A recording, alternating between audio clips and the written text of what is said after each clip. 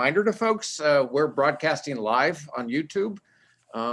It's a public meeting, and understand, so somebody can watch it live. Also understand somebody can go back and watch our discussion later on at their sort of convenience. So I'm going to ask people, if you are addressing the committee, that you kind of identify yourself so people know who it is that's speaking. So this is Brent Schondelmeyer. I'm chair of the building committee, Mid-Continent Public Library. The meeting is February 25th, 2021.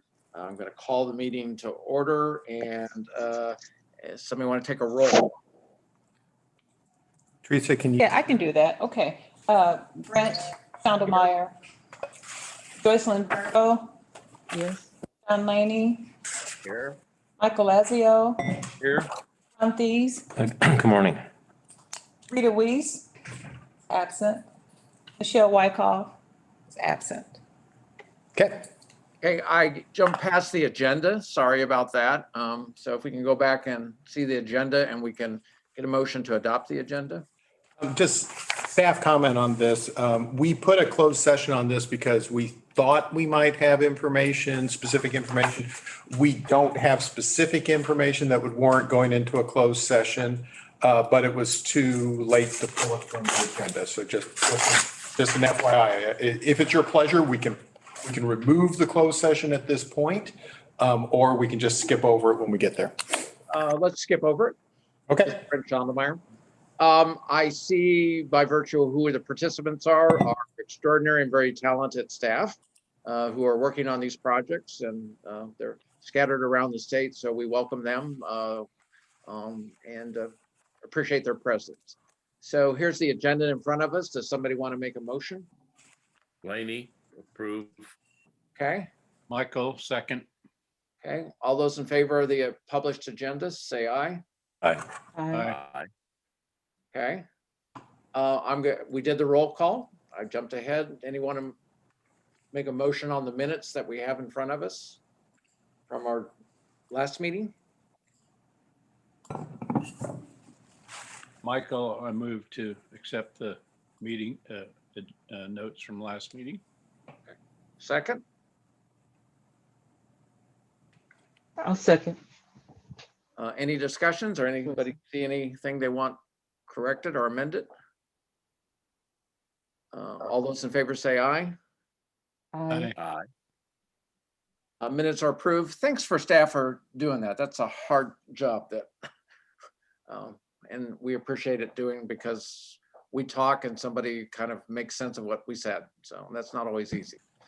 We're now down to item 4.1, the status and dashboard. Right. I'll go ahead and run through that. So if we go to the next slide.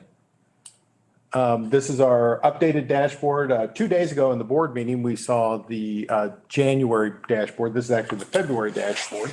There's not significant change in terms of new projects or new things that we're discussing, or actually, we probably should have changed the, because we are discussing, well, no, we changed our color coding. So no, our color coding's still right. Our numbers are still right in terms of our budget. We're still at 84.5 million with our soft cost contingency in place. And as we've worked through before, we still know our amount of money left to spend. In terms of projects, in terms of invoices paid, we're at 56% of the entire project is paid off and good to go. So in terms of the dashboard, I think we're still, there hasn't been a lot of activity on the dashboard except for paying of invoices really since the last update. But that's kind of where we are there. The next slide takes us into our status update. And so if we go to the next slide, last month in January, we did open the Parkville branch for people to be able to get in there and use it. And then South Independence had its substantial completion on January the 11th. If we go to the next slide, South Independence opened on February the 10th, and Grandview's substantial completion was February the 17th. And if we go to the next slide, the Grandview branch opening is coming up soon, and it will be on March the 22nd. So that's really the next sort of big thing that's happening, other than, projects moving on as expected. Colburn Road's moving on as expected. I'm sorry, not Boardwalk. Oh, Green Hills is still going through permitting process and moving on as expected. Colburn Road is moving on as expected. There is another slide here, though, that I wanted to share with you. And yeah, it's this Woodneath Homestead update slide. So this is a series of bullets. Trudy Faulkner sent an email message that was updating all of this. So I just thought I would share it with you. I just lifted it straight out of her email and brought it in here. So right now at the Woodneath house, the 1850 homestead, they are preparing for plaster and rough-in work all the way through, trim and plaster work through February the 26th, so through tomorrow. Wood floor installation should be next week and should take about 2 weeks. Plaster installation starting on March the 1st and will take about a month. Paint trim and doors and fire shutter installation. This is part of the code that we actually have to have a rolling shutter for fire, because to create the firewall between the two buildings. But that's what that's referring to. But that happens on April the 1st. Refinishing the wood floors and final coats the last week of April. Painting the walls and ceiling on May the 1st. And then carpet installation on May the 15th. Leading to a final cleanup and punch list at the end of May. So, in some ways, May sounds like it's really far away. In some ways, it's just around the corner, particularly considering how much time we've had working on this project. So, from my perspective, it's just around that the building will be done and the storage center will be moving in there, and we'll be using the new historic home. So, probably just in time for us to be starting to consider live programming and things like that, in-person programming. So anyway, thought you might be interested in seeing that, so I thought I would share that with you.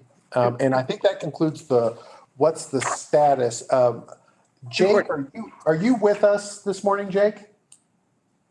Yes, I am. Anything to add? No, I think you covered it quite well. Okay. Two quick notes. Our board chair has joined us. Great. Morning, Michelle. Hi, Michelle. And Trudy Faulkner is our historic preservation architect that works for Strata and has advised us and worked on this project all along. So let's go to the next item.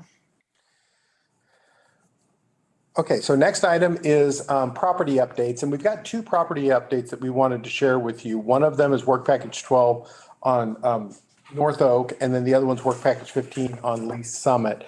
And we're going to start with North Oak, in part because we had talked about North Oak at our last meeting, and on the phone, we do have representatives from SDA Helix and JE Dunn, and they can help us with some of the more detailed questions that might come up. But what I wanted to share with you today was we kind of looked at the idea of, if we were to build, and staff was recommending that we rebuild on the existing lot.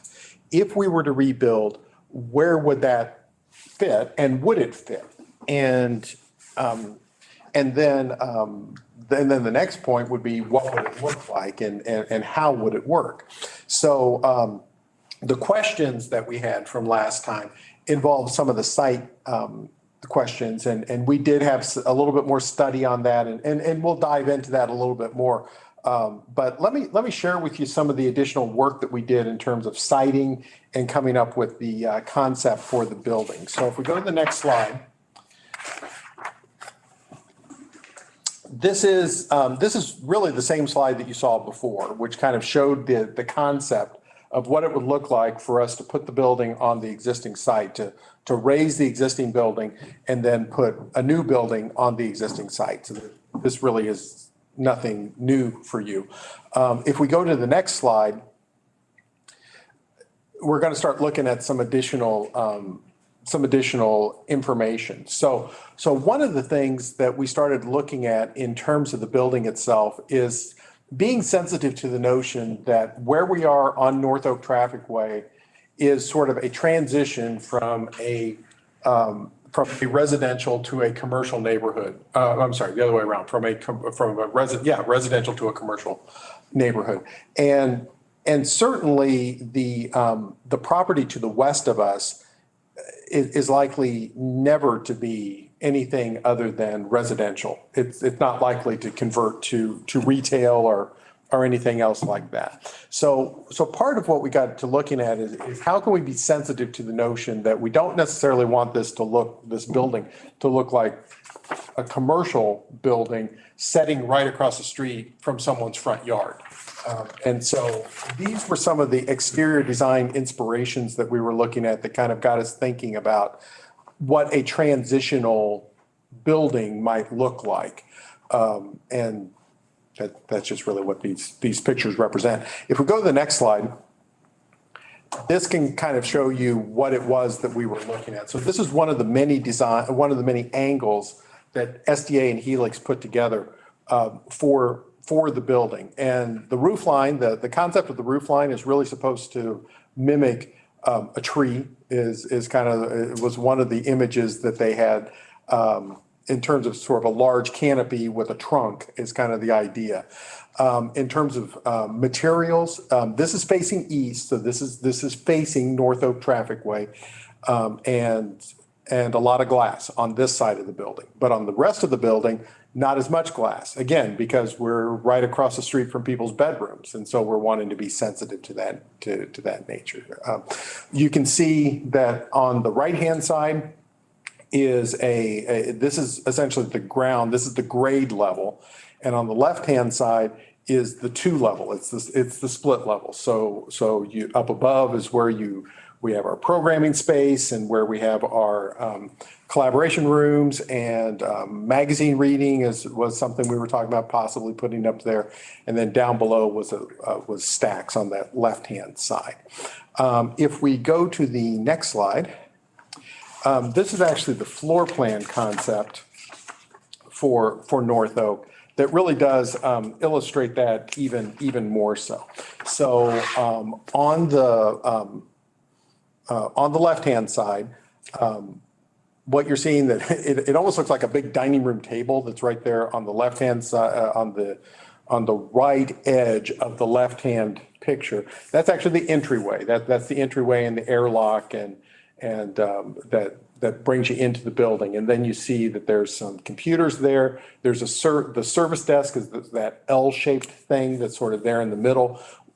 You've got a learning stair that's going down, and that similar in concept to what we built at Redbridge. We've got stacks in that sort of blue and yellow that's right there. Those are stacks, mostly of children's books, picture books. And then the yellow that's sort of there at the far back, that's one of the staff areas. And then right in the middle where the learning stair is also the elevator, and there's also a back stair. There's a staff stair that's there. If you go over to the 2 blocks that are on the right-hand side of the picture, the top block is the upper part, and the pink box in the middle is the programming space. But you can also see that there's collaboration rooms up there. That's the other little pink boxes, but there's also rooms for people or space for people to be reading magazines and things like that up there. And then down below on the lower box is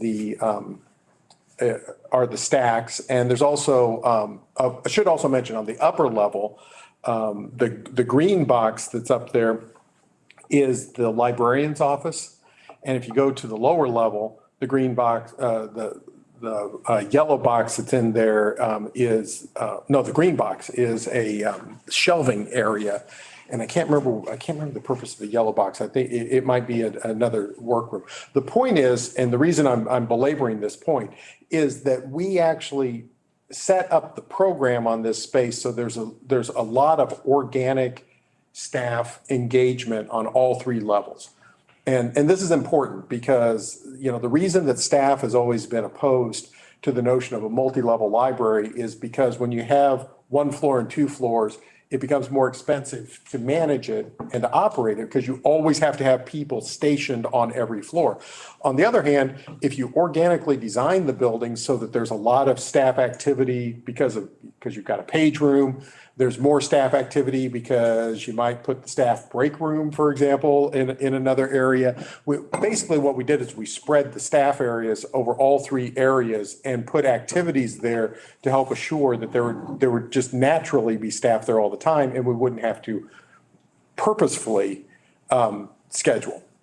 One of the other things that I wanted to talk about is sort of backtrack and talk a little bit about some of the comments from last time. So let me start with a quick one right here. And I think Brad McKenzie's on the phone and he can answer, and I'm not sure if he's got all the answers on this, but I know I've been asking him to look at emergency power, an emergency power generator for this location, mostly to help with things like the elevator in the event that the elevator were to go down. And Brad was researching that. And Brad, I don't know if there's anything that you need to add right now, but we are researching that as something that we would add to this GMP. Probably natural gas would probably be the source. Is there anything to add right now, Brad? No, I think you covered it. We're just trying to look at options to get one that's affordable and right sized for what we need. Yeah.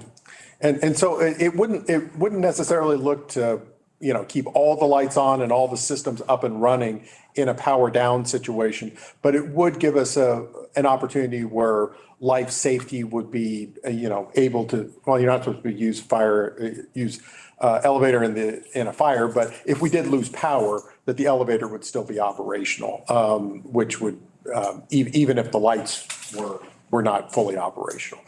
If we can go back to the site plan, that's a couple slides back. Yeah, that one's good. So one of the big discussions that we had and the takeaway that I had and that I immediately got our engineers and everybody involved with was the site. That we have had problems with our existing building on this piece of property. And sort of the bottom, what I did is I asked the architects and their engineers, as well as J.E. Dunn, to go and really kick the tires and figure out, okay, what exactly caused everything that we're talking about? And is that just inherent to the property? In other words, no matter what building we build and where we build it, are we still going to have the same problems? Or was it something specific to the construction of the building? I think after the report that I sent to you all, and I sent it last night, so you may not have had an opportunity to take a look at it. But the report that I sent to you all pretty much indicates that a lot of this was human error in the way that we built our existing building. And that there's no reason to think that what experience we've had on our existing lot will follow a new building. Most of the reasons that we had problems or some of the extensive reasons why we had problems were the issues of the soil, and the soil was not, the feeling is the soil was not adequately treated or compacted for putting in the footings. The footings and the slab itself were probably underconfigured, which did not help the situation at all. We have talked about a groundwater situation, and there was some discovery that the groundwater, that the amount of mitigation that should have occurred around the foundation was not put in place, and it just made the situation worse as time went on. I kept talking about a drainage swale that we built over. I kind of conflated a couple of things and messed some things up on this. We didn't actually build over a swale, but we did abandon an old sanitary sewer line. And my speculation now, after looking at the plans, and I think Jim Coulter, Jim Stufflebeam, is that we didn't do a good job of filling in where that sanitary sewer line used to be, which created a path of least resistance, which created a weak spot, which affected the building. All of these things are things that can and should be fixed. And it should be easy for us to address them and not make the same mistake again with a new building.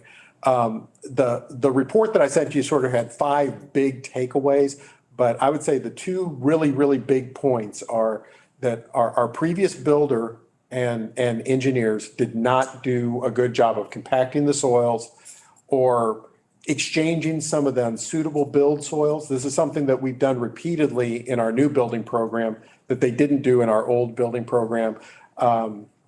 And that we didn't properly mitigate the situation for the water that did come on the building on our site. It was not it was not a problem that could not have been fixed. It's just they chose not to fix it. Those are sort of the big top level topics. But Jim and Jim, I think Jim Stufflebeam's on, and I presume that Jim Coulter Yes. may be on.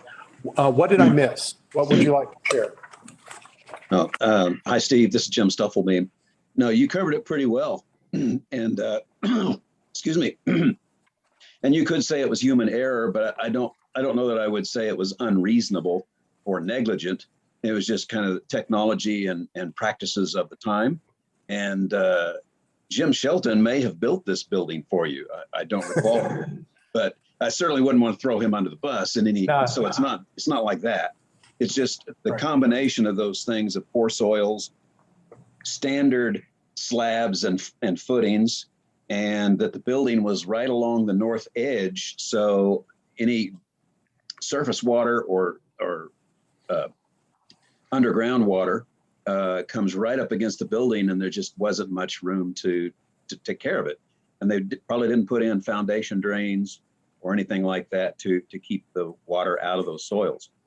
The other key component is the soils are very plastic, which means they expand and contract a lot when they get dry or when they get wet. There's a lot of movement in those soils between dry and wet. So that when they shrink, then the building structure is not able to support itself well enough. So all of those factors come into play. Jim Coulter, did you have anything to add?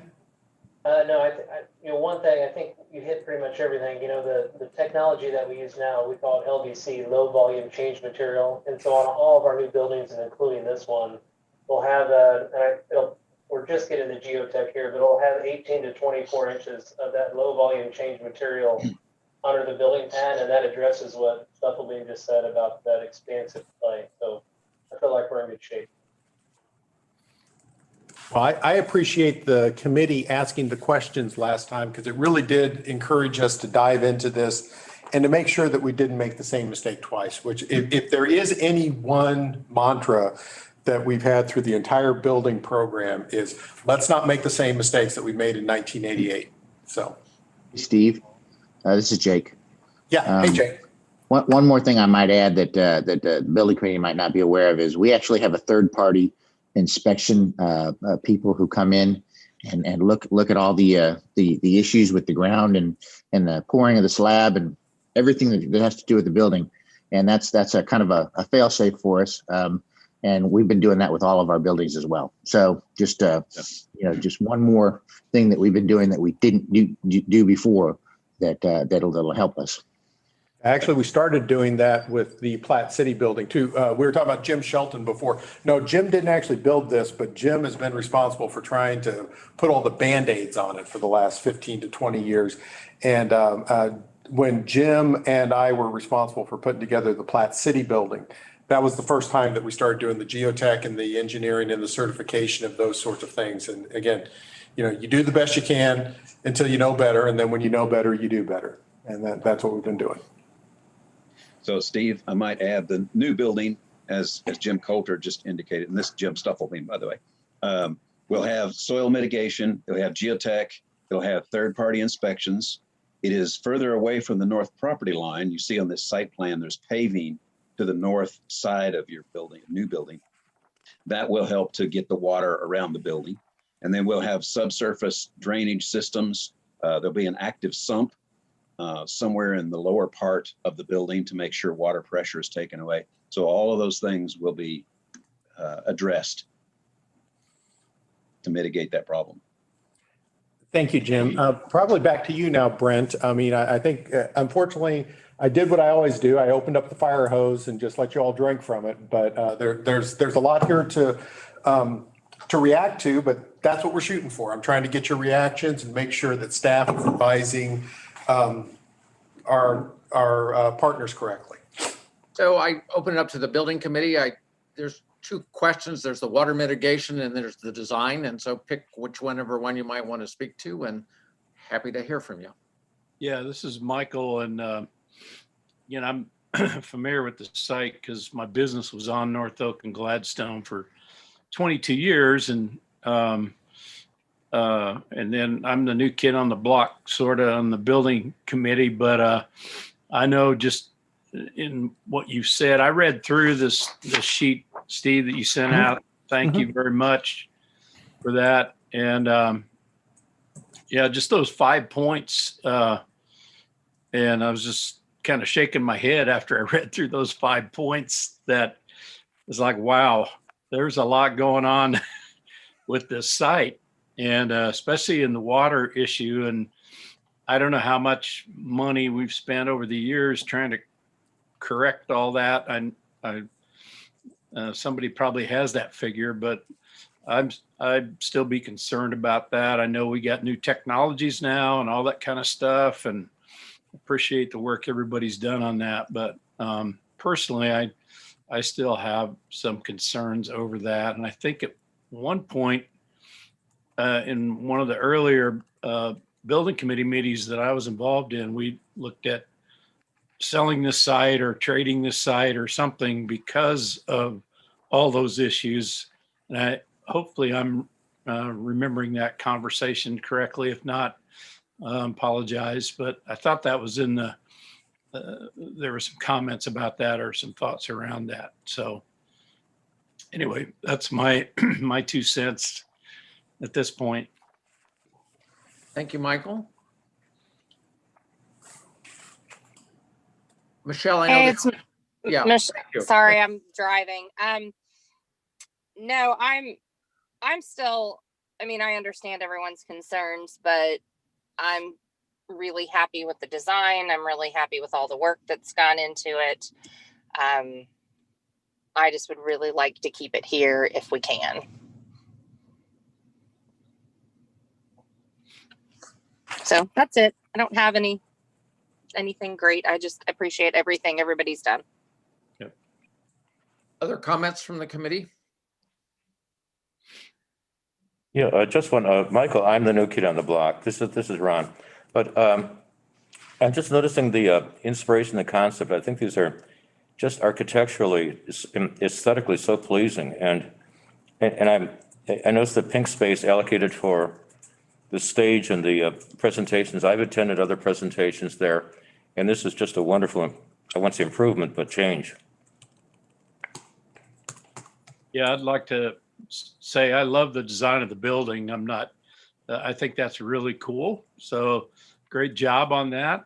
So I really like that. So just make that comment as well. And to underscore, Michael, if you're anything like me, you do like people to verify that you did remember what you thought you remembered. And yes, you did remember what you thought you remembered. We were looking to abandon the site in part because of the condition of the building. And we thought that it might be easier, we'll put that, it might be easier for us to try to get a piece of land, build a new building, move to that building and sell this site. What we discovered when it came to property acquisitions, it wasn't easier for us to do that. We were having a real difficult time finding a piece of property that suited our needs within our budget. And so that's why we went back to this plan with the caveat that, and staff, trust me, if staff felt like we were not in a position to address all of these issues, we wouldn't have brought this solution. We would have still kept looking for some other piece of property. But yeah, we were equally concerned about that from the outset. But we are feeling comfortable with where we are now. So. Any other comments from the committee? Oh, yeah, Brent, just a quick question on a small matter. I, I was at our Antioch branch yesterday, and the first thing you notice when you walk in at all of them are these display cases for people in the neighborhoods and local communities to share collections and little things they have. Are we going to have something like this at North Oak? If I remember correctly, Ron, the display cases are on either side of the front door. Wonderful. Great. Let me get that site plan or that floor plan up. Well, I might be Steve. wrong about that. Yeah, Help Steve, me out here, Jim. I think we actually have those located up on the wall by the programming room. Oh, I see him. I see him. Yeah, Yes. you're right. Yeah, and so- there was some discussion about a camera collection as well. We understand there will be some of the camera collection will be there, so we have some display cases up there and some place for like you said, for the community elements or for the camera collection. Next to the vestibule, like we've had at some of the other branches, because of the nature of the split level, it was just crowding that entrance to put them down there. So we went away from that on this particular project. Yeah, I see where that is. It looks like there's 4 display cases if I'm looking at that right. Up Correct. there on the pink box on the second level. Yes. So. John, Joycelyn, either of you? And forgive me if I missed this in your presentation. I had a little audio issues, but last time we looked at this because of the split level, my question was, how are we going to address individuals with mobility issues in case of something like a power outage or Elevator. something like that? Right, Joycelyn, and we did talk about that a little bit earlier. We obviously the elevator is going to be the primary way for people to get from floor to floor, other than the stairs. And we are looking at installing. Brad McKenzie had responded that we're looking at adding a generator that would be able to power that in a loss of electricity situation. So the generator might not actually power the entire building, but it would power, the emergency services. So. Okay. And Brad's still working on all the details, but has had to do similar work for other projects that he's been involved with. So. Yeah, this is Brad. We've done a lot of safe rooms that require generators. So we have a lot of experience with purchasing them, and there's a size aspect to it where once you get to a certain level, it could power a lot of stuff, but it's a little bit more expensive. And then from there, you step down to a smaller size that would be just big enough to power the elevator and maybe a couple of other ancillary items.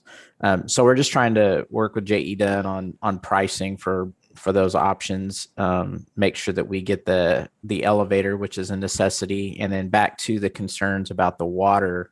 One of the things we're looking at is putting a drain around the entire building and having that connected to a sump to make sure that in the event that there is a lot of water coming through there, it's pumped out, and we would connect that sump to the generator as well. That way, if there is a power outage during a big storm, we don't have to worry about the water issues. So doing a lot of things to address both of those items, the life safety and the stormwater issues. I appreciate you taking a look at that. With all the power issues going around in the world today, it's important to look ahead with that. But thank you.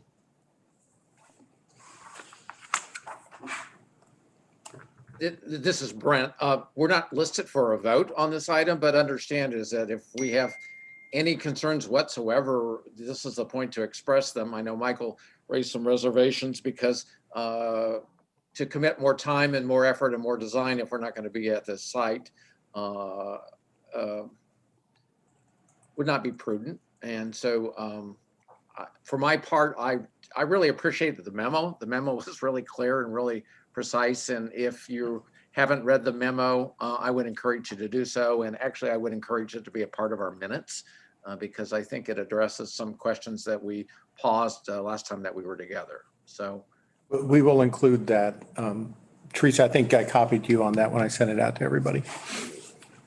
Thank you. So unless there's open for further discussion really around this. I really appreciate the presence of our professional staff here and the thought and care that they brought to us and responsive to our concerns.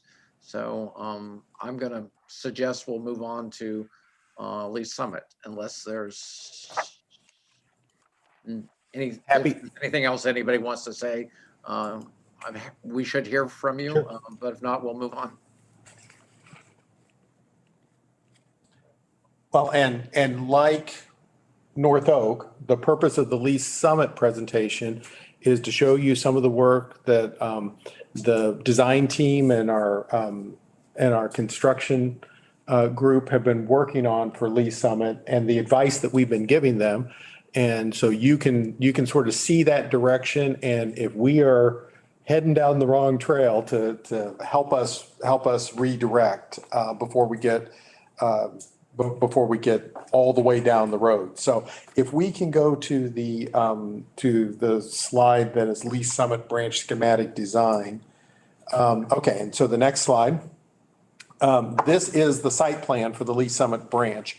And so if you're looking at this, and this is an updated site plan compared to what we have today. If you're actually looking at the site plan, the building, the existing building is essentially the light yellow part. The darker yellow is the new addition to the building. And so everything's a lot smaller compared to where we are right now. Also, the drive lane is realigned on this site plan compared to what we have now. There is parking on the other side of the drive lane, which a lot of that parking does not currently exist. If you look on the top, you can see that there is a green rectangle. That green rectangle is a recovery of green space where we're actually taking out a little bit of the least desirable parking for the shopping center and turning it into some green space.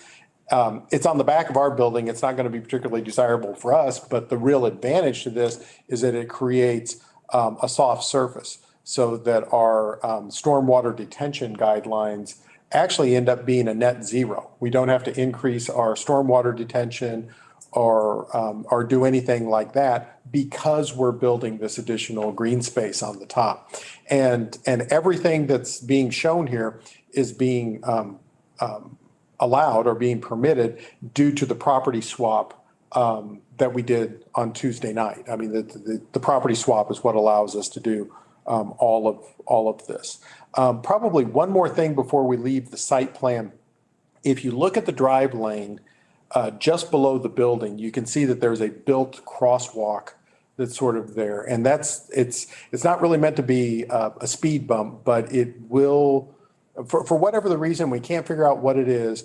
When people get at the top of that drive lane and decide they want to leave, they decide they need to get their car up to about 50 miles an hour as they're driving through that area. But we've actually added a curve to the drive lane, and we've added that crosswalk and added a little bit of a rumble there, which should actually help slow things down in terms of traffic. And of course, technically everything on the other side of that crosswalk is no longer ours. That actually belongs to that was part of the property swap that we did before. So this is the new site plan. One of the things I should mention about the site plan, and I have mentioned this before and going to continue to mention this, part of what we're doing on this as well is looking to flatten out the parking lot a little bit. It's essentially an ADA issue. Our parking lot's too steep, and certainly people can attest to this. It's not unusual for people to have strollers and for the stroller to get away from them and to roll halfway down the parking lot before they get it. And we need to flatten out that parking lot a little bit. And so that is going to be an increased charge, but I think it's going to be well worth it. And I don't think it's going to break our budget. One of the things that I told you last month that I spent about 20 years pushing a wheelchair for my mom. And I am very, very cognizant and aware of what a steep grade can mean on a parking lot. And so I think helping to address that issue here not only helps moms and strollers, helps our staff in terms of emptying book drops, but also helps folks who may be visiting with wheelchairs and things like that. So this is the site plan concept, not terribly different, but does make a big difference. And I'll show you exactly how in the next couple of slides. So if we go to the next slide. Again, this is similar. We had those inspirational drawings before that sort of told you what was inspiring us for Lee Summit, for North Oak. This is the same thing. This kind of shows ideas of some other drawings, some other buildings that have been built recently that help to inspire the concept that we are doing in terms of the addition on Lee Summit. So if we go to the next slide. This is the updated Lee Summit branch. And so what we do is we add metal panels and give the building a little bit of height, as well as using the library lettering that we've been doing on all of our buildings. And the metal panels, these are actually panels directly, essentially almost directly on the building itself, as opposed to the scrim wall, which is what we saw at Colburn Road. But this treatment is going to, in a way, kind of reflect what happened at Colburn Road. So people are going to link the buildings a little bit. You can clearly see it's branded well. The wall goes out over a drive lane, and that drive lane, what it's going over is the drive-up window. And so this kind of helps. I mean, it will insinuate to people there's something that I can drive to when you've got that cover like that. And it also creates a billboard effect, which helps people to more easily see the library. So this perspective of this drawing is sort of taken from down on the corner on what is now the other, or what will soon be the other people's property. But this does begin to, and actually you can see the sidewalk the crosswalk that I was talking about. You can kind of see that in this image as well. And so one of the things that you begin to ask when you're looking at something like this is, well, this is all well and good, but what does this do in terms of visibility? And that's what our next slide is meant to show. So it's a little harder to see, but if you look in the corner up, and I can actually send you the full picture if you'd like to see it. But if you look at the image up at the top where it says existing, you can see that our building is non-existent. You cannot see our building in that existing photo. On the other hand, when you go to the one down below, you can clearly see the words library. You can see our logo. You can see the billboard where you drive under to the drive-up window. Simply put, if you happen to look over at the right time on 50 Highway, you can see the building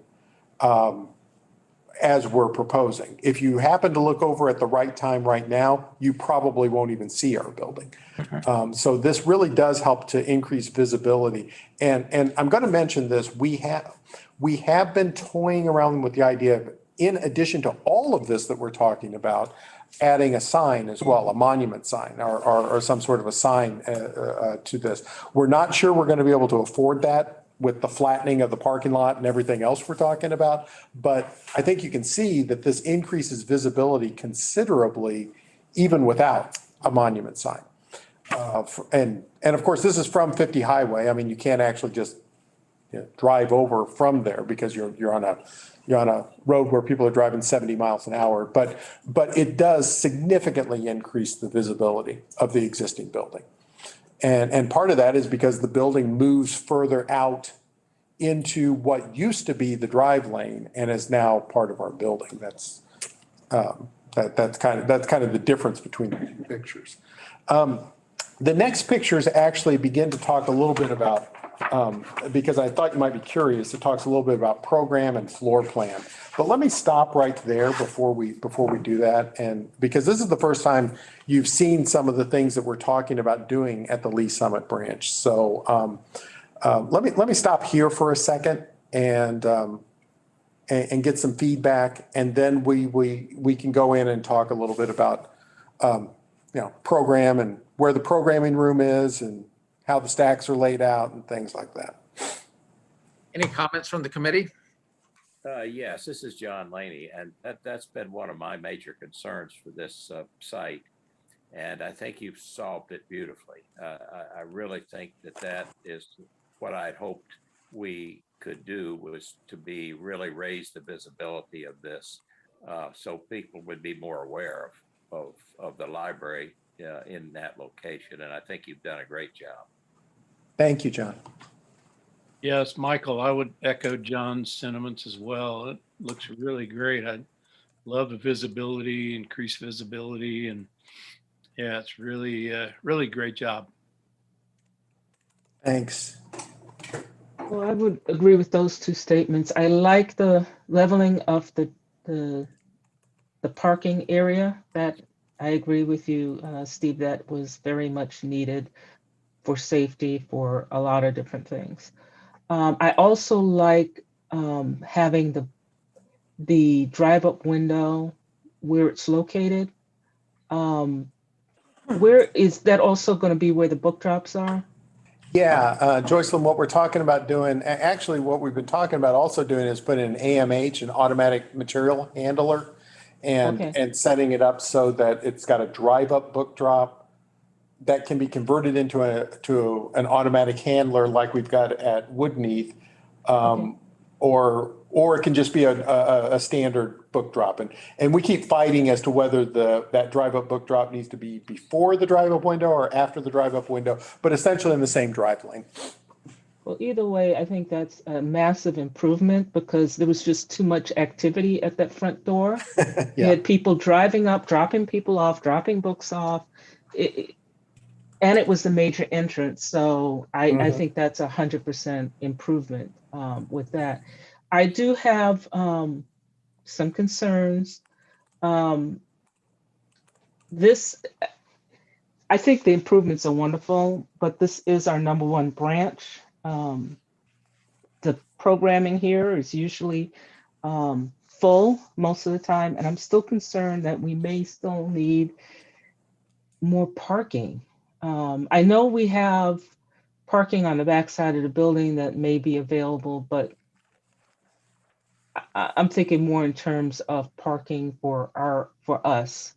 Now, given that we just increased Colburn, we just built Lee Summit East, some of the traffic from here may be eased, but this serves a totally different group than I think the other two branches do. This branches into South Kansas City, North Grandview, that kind of area,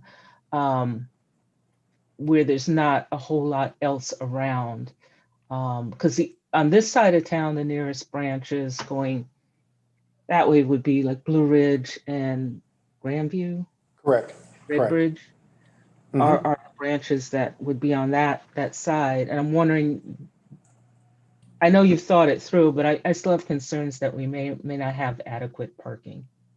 I know we actually are increasing our parking in part because we're building on that parking lot that technically we don't own, but we can park cars on. Jim or Brad, do you happen to remember the parking counts and what the parking counts are relative to, another building and all of that? Yeah, Steve, this is Jim. I think, and the numbers may be on that site plan, actually. I think we're pushing towards about 90 spaces available on the east side of the building, including that north lot across the drive. So that's a 4-to-1 ratio, 4 parking spaces per 1,000 square foot of building. And that's been the target for all of the branches. Some of the branches have exceeded that where possible, but the codes and zoning, for example, require only like 2.5 spaces per 1,000 square feet. And Jim, am I reading this right where it says net gain of 31? Does that sound right to you? That sounds about right. I'm not seeing those numbers on the screen, but yeah. What's the total? What does it say the total is? 92. Yeah, that's what I recall. Yeah, I think there's just 56 existing, Yeah. so it is a pretty significant increase. I just know when they have outdoor programming, that does eat up some of the spaces that's available, but it's also a big draw, thinking in terms of when they bring the lions in, for instance, or when they bring the horses in the pen. You can tell Yeah. I've been to a lot of these programmings. It just really takes up a lot of space because you also have to Yeah. cordon off a space in the lot where there's not a lot of traffic. And I'm just wondering, Well, and the new grass space on the backside Yeah. of the building is going to help for doing that Yeah. sort of thing. Where in the past we couldn't do, you're right, we had to eat up parking spaces to have outdoor programming. We don't necessarily have to do that, but with the new design. But yeah, the number that I was looking for was how many additional spaces do we have? And it's 31. And so we're adding, about a third more parking spaces. okay. I might I add can 2 deal with points. Another component of this is a new sidewalk along the north side of the building, which will make it easier for folks to use the shopping center parking and have better access to the main entrance of the library. So that will be Okay. improved. And So there then, will be a sidewalk where they're not in the way of traffic zooming out that exit. correct, right. Okay. Then that addresses my concerns because that parking lot to the top of the building there is not usually full. The one caveat to this is that the spaces on the north side of the drive, which the library is going to put in and you will have benefit of, but will actually be on the shopping center property. Those folks are in control of that, and exactly how many spaces end up there is a little bit squishy. They could put like an ATM on the north end of that little lot next to the tire shop. That might take out 2 or 3 spaces. So there could be some fluctuation in that total final count. Yeah. Or that tire shop could take it over with customers. Yeah, they could use that lot as well, but typically their customer count is not very high, and they have several spaces right in front of their building currently. So we didn't have a huge concern about that, but that is always possible that they could use those. Yes. Okay. Well, I think that addresses my concerns. Thank you. Mhm. Any other questions about this before we go into the programming space? Okay, so hearing none, let's go to the next slide. And the next slide, this is the floor plan for this building. And so on the plan, if you notice where you can kind of see where the door is, and then there's sort of the two sort of rectangles that are setting out in front of the building. Those two rectangles are where the existing door is today.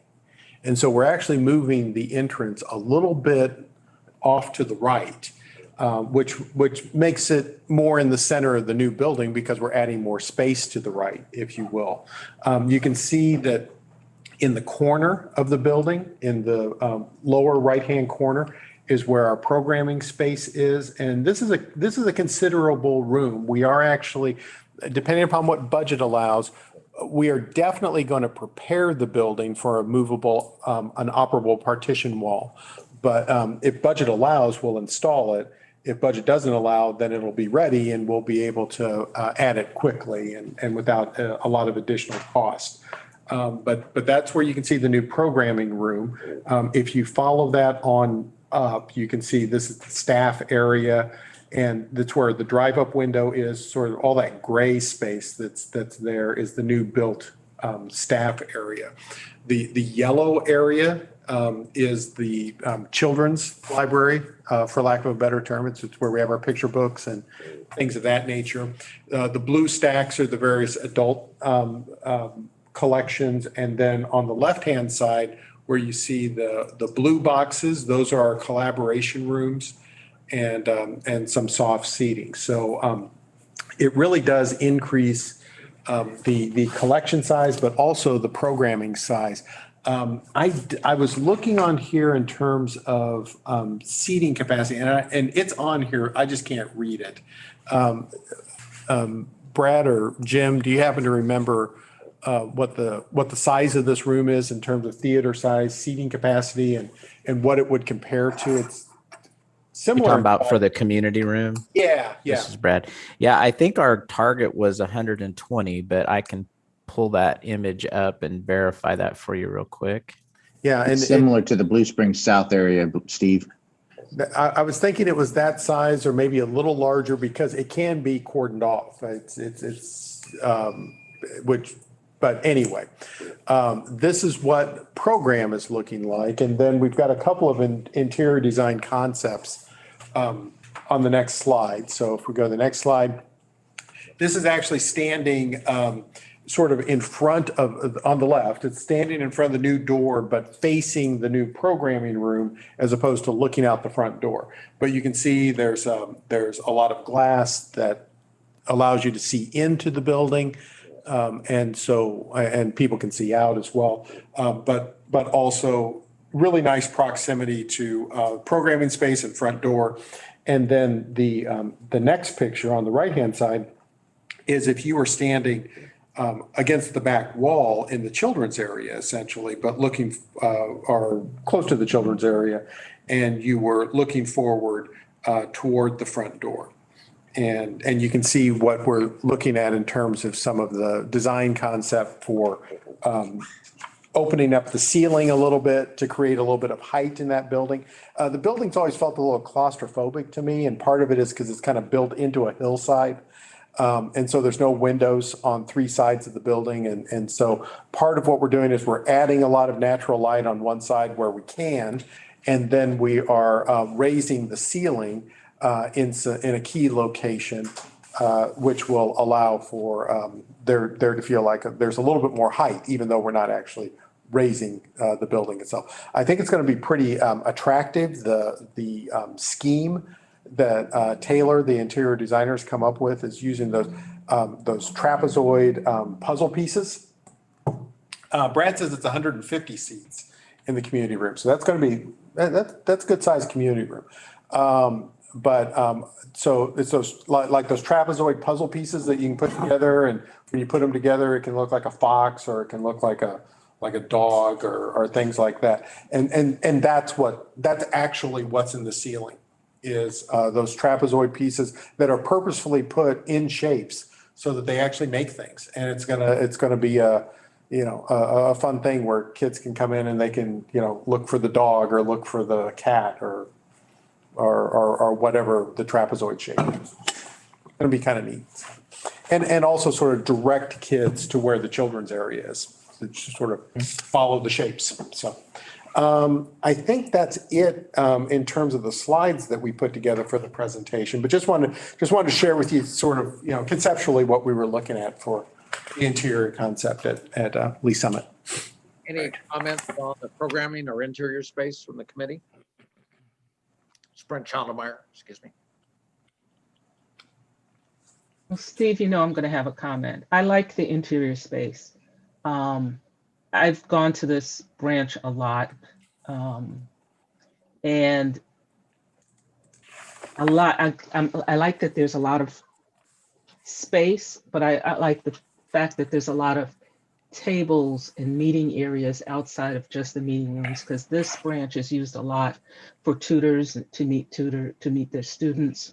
You go in there and there's not a table available a lot of times. So I like how it's spread out. I like the meeting rooms. I like the fact that it can be cordoned off as well as opened up. I think you'll have many events that will still be sold out, but I think it's an adequate space.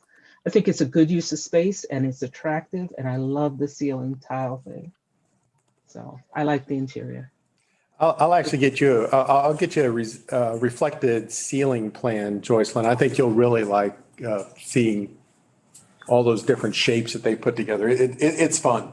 It's fun. I think the kids would really like that. I mean, this branch is used by a lot of homeschoolers who come for the science presentations that you do as part of their homeschool curriculum. It's used a lot for reading and literacy as well as tutoring. I think having something like the ceiling tiles that changes all the time will make the library fun and refreshing all the time. The kids will look for that. So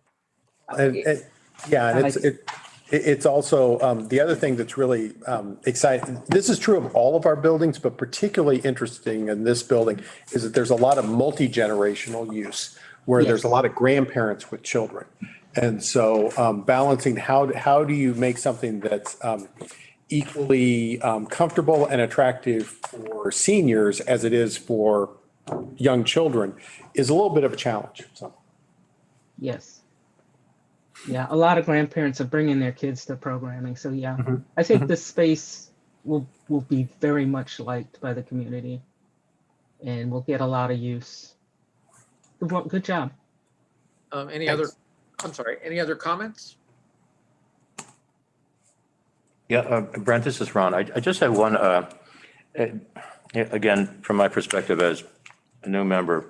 I noticed on the construction update, and one of the first pages of the handout, you see, everything we have right now has a foundation that started in 2014. So, I sometimes got the impression that this was not an overnight experience, but it shows 7 years of incredibly focused attention to the needs of the users. And it's remarkable, but very much the pattern.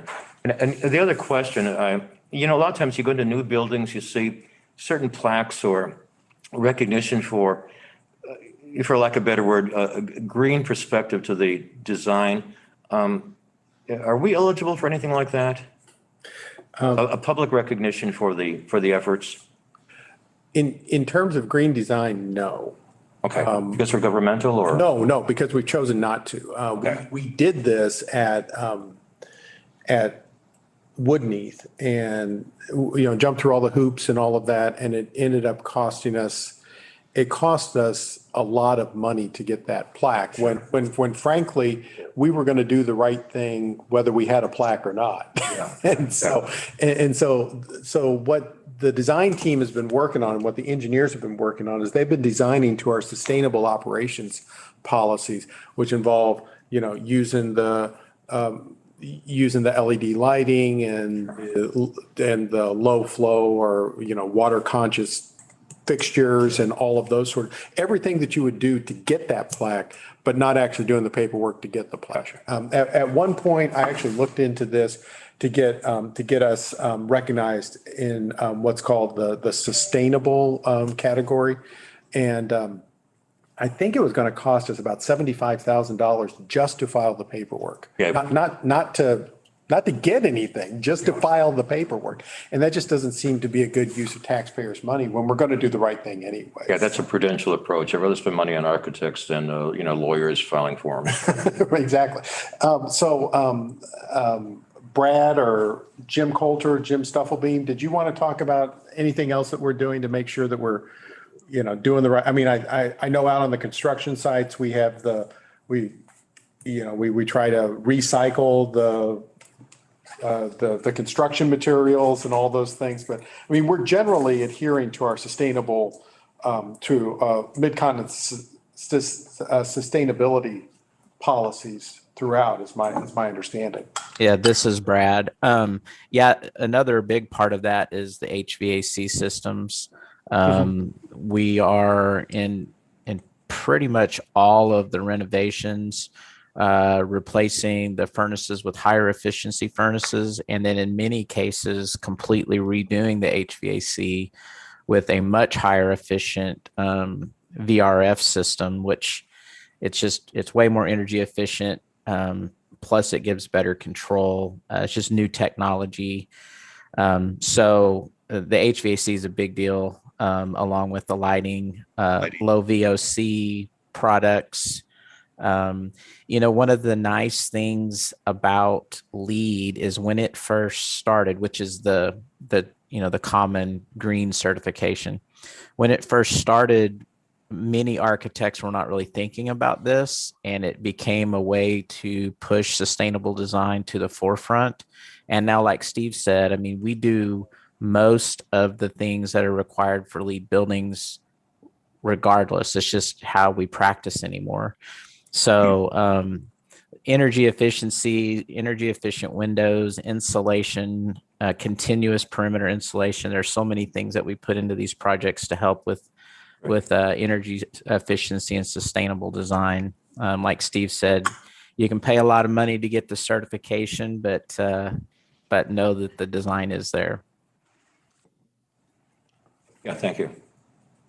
And just one more comment on this and I'll let it go. Jeff Vandal, who was the chair of the building committee at one point, was an engineer and very much involved with all of this. He was from Platte County, and he actually helped us create our sustainable operations policies that the board adopted.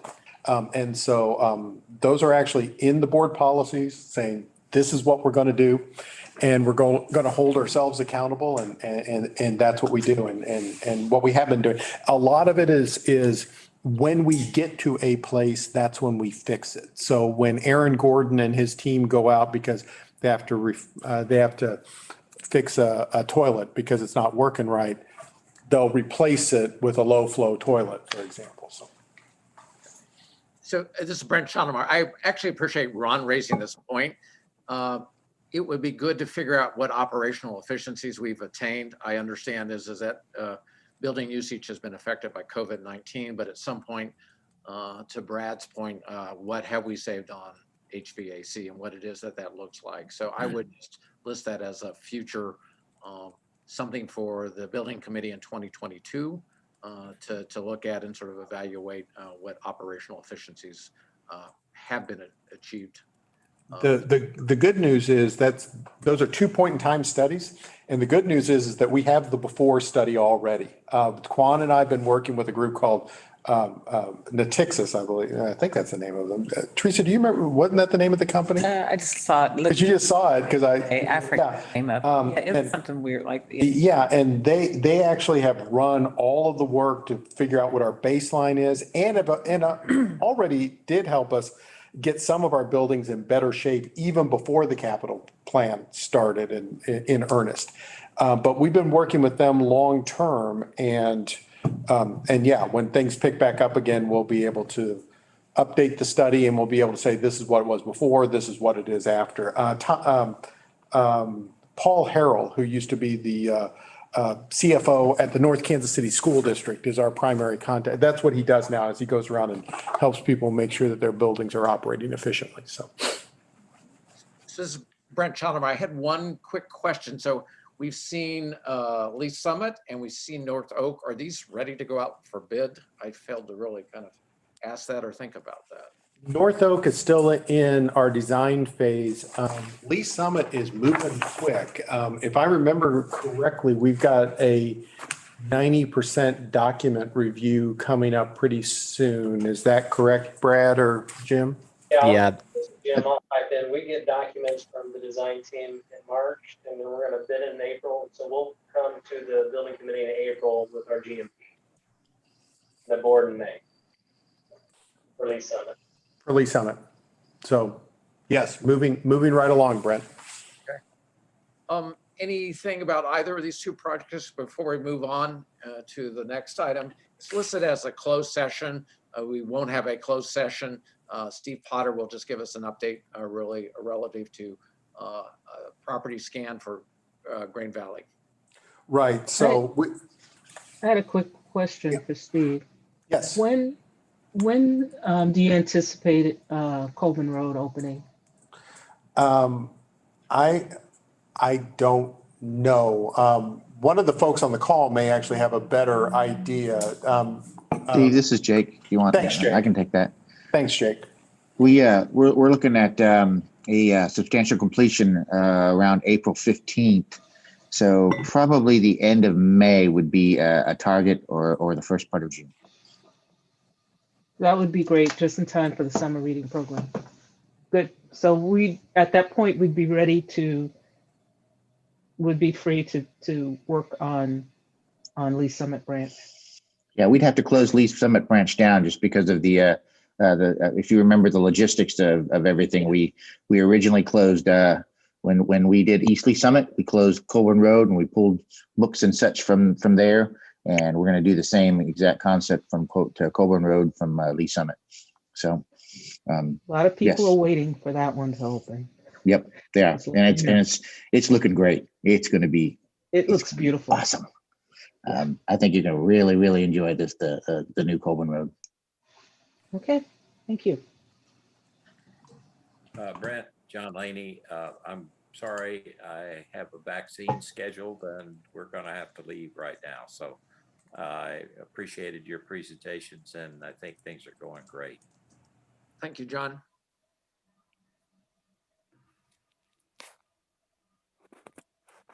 Brent Schoenemeyer, Steve, I think it's back to you. Okay, so what we'll talk about is, as you know, we have been looking, really the two final projects that we have in terms of potential property acquisition, if we're going to carry on doing what it is that is in the capital plan, is for Green Valley and East Independent. We went into closed session and we talked a lot of detail about what was going on in Green Valley. A couple of our properties are no longer options for us, but I think we still have a very positive alternative. One of our top options is still on the table and we're still working on it to try to figure out, what we should potentially offer and what site conditions are going to be so that we can build it and it will make sense. So there will be more to report probably at the next meeting. There might even be a recommendation at the next meeting. But at this point, there's nothing new there's nothing significant to report other than two of the properties have been taken off the market. And that just really helps to refine our decision-making process better. Thank you. This is Brent Schoenemeyer. Thank you, Steve. Other business, I'm not aware of any, but somebody else may have something or something they want to raise or ask about. Now would be the time.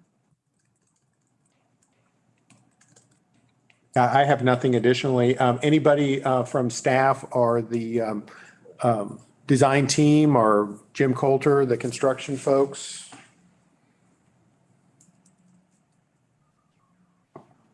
Not hearing anything, Brent. Before we adjourn, I want to thank the design team and the construction folks for taking the time to meet with us and just great presentations and great designs. And I hope that you feel the support and appreciation from the committee members. And we look forward to the guaranteed maximum prices coming to us. And hopefully they will continue to be favorable and we can take those onto the board. So.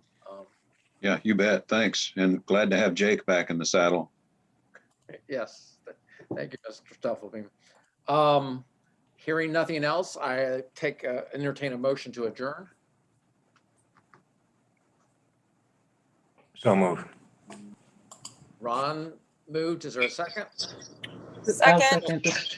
Thank you, Michelle. I heard Michelle in her car. Second. All those in favor say aye.